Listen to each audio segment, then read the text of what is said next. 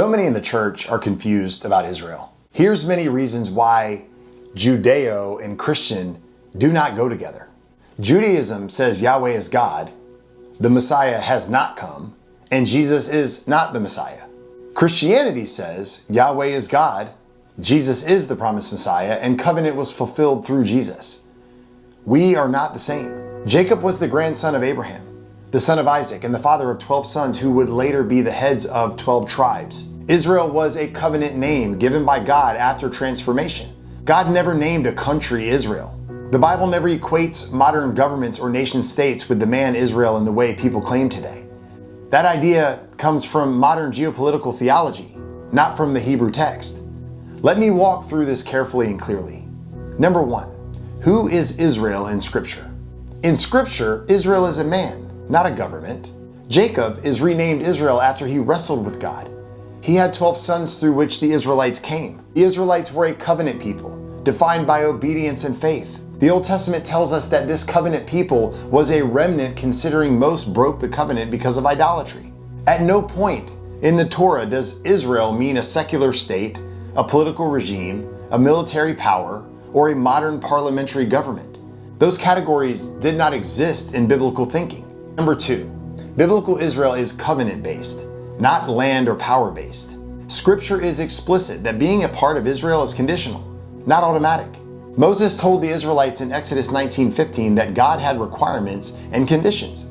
He said, "If you obey my voice and keep my covenant, then you shall be my treasured possession." Notice the if-then proposition there. If you obey, then you will be.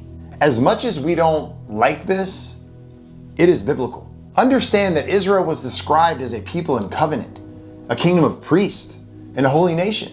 When the Israelites broke covenant, Scripture says they were cut off. They were scattered, and they were treated as not my people, as Hosea 1:9 says. So biblically speaking, Israel is not equal to ethnicity alone, land alone, or political authority alone. Third, the modern nation state of Israel is a 20th century creation. The current government called Israel was formed in 1948. It is a secular nation state. It operates under international law. It is not governed by the Torah. It explicitly separates religion and state. That alone should stop the confusion. Zero prophets ever said a secular government thousands of years later will automatically be biblical Israel. That idea comes from Christian Zionism, not from Hebrew Scripture. Fourth, Scripture actually warns against confusing the two. The prophets repeatedly rebuke Israel when they trusted in power, alliances, and armies, and kings instead of the Lord.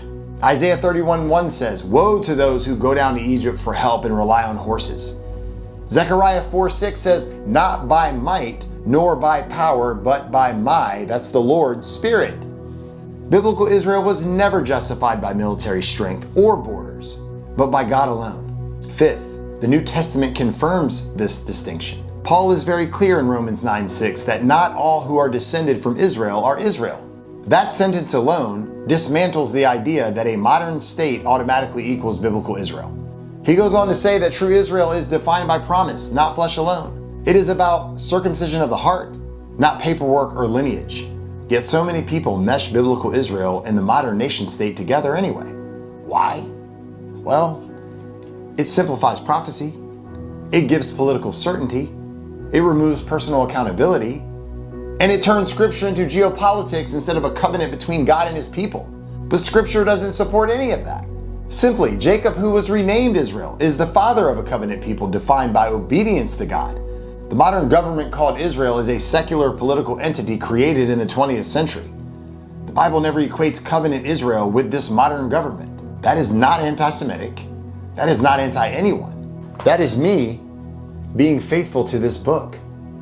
The same book that every single Christian should allow to dictate the way that we walk, the way that we talk, the way that we worship.